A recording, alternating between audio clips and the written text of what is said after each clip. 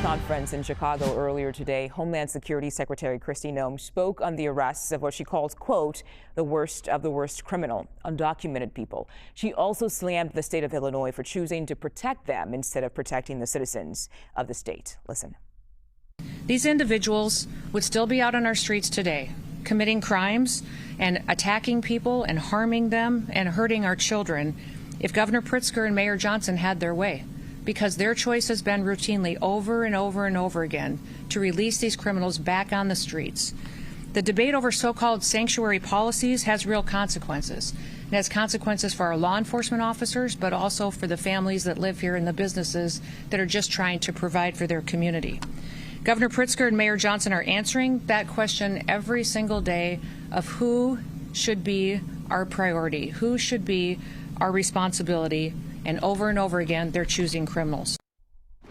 Let's bring in CBS News Homeland Security correspondent Nicole Sganga. Nicole, thank you for joining us today. What else did Secretary Noem say about the ICE operations happening in Chicago? Yeah, well, Mugo, Secretary Noem basically chastised state and local law enforcement for a lack of cooperation with ICE. You can see it there. She said that the Trump administration has issued 1,664 ICE detainers in Chicago. Now, for context, an ICE detainer, or what's called an immigration hold, is essentially a request from ICE to state or local law enforcement agencies asking them to hold an individual for up to 48 hours beyond their release date from criminal custody. And what it allows is for ICE agents to have extra time to pick up an individual and put them into federal custody for potential removal proceedings. So Noem said just 8% of those detainers in Chicago had been granted to ICE. Now, a little bit of a reality check on Secretary Noem's assertion that ICE has been going after the worst of the worst. We know that ICE detention of non-criminal migrants has actually spiked. Only about 8% of those arrested under the Trump administration have had violent convictions, according to a recent CBS News analysis of ICE data. Now, Noem did say ICE agents are targeting individuals not only with convictions, but with charges and those with final orders of removal. Okay, and you also have reporting on the Trump administration planning to boost federal law enforcement in D.C. What spurred this?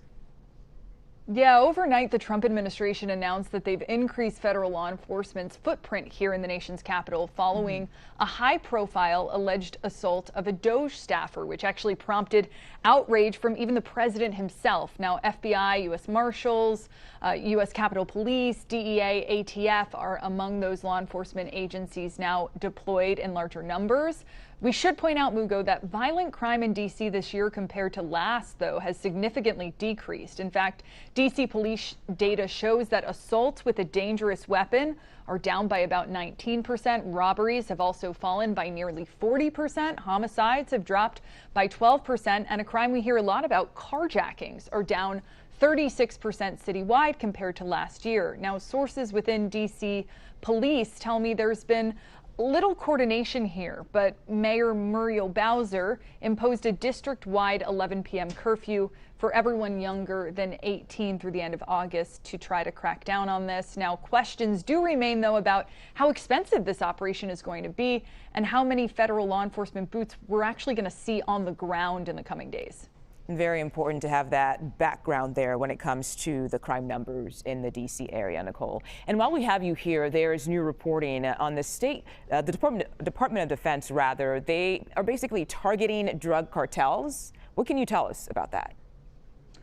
Yeah, the New York Times is reporting that President Trump has secretly signed a directive to the Pentagon to begin using military force against certain Latin American drug cartels that his administration has deemed terrorist organizations. Now, the report cites people familiar with the matter. Just yesterday, Secretary of State Marco Rubio said in an interview separately that the designation of drug cartels as foreign terrorist organizations, which we saw earlier this year, allows the United States to tap its intelligence agencies and the Department of Defense. And that's a really big acknowledgement, because the decision to bring American military into the fight is really an escalation of the Trump administration's escalating campaign campaign against the cartels. Use of military forces to carry out what has primarily been a law enforcement responsibility to curb narco trafficking also raises a number of legal and even logistical questions. For her part, the Mexican President Claudia Sheinbaum today said that members of the U.S. military would not be entering Mexico. In a statement, a White House spokesperson said only that President Trump's top priority is protecting the homeland. Mugo. All right, Nicole Sganga, thank you so much for your reporting. Have a great Friday.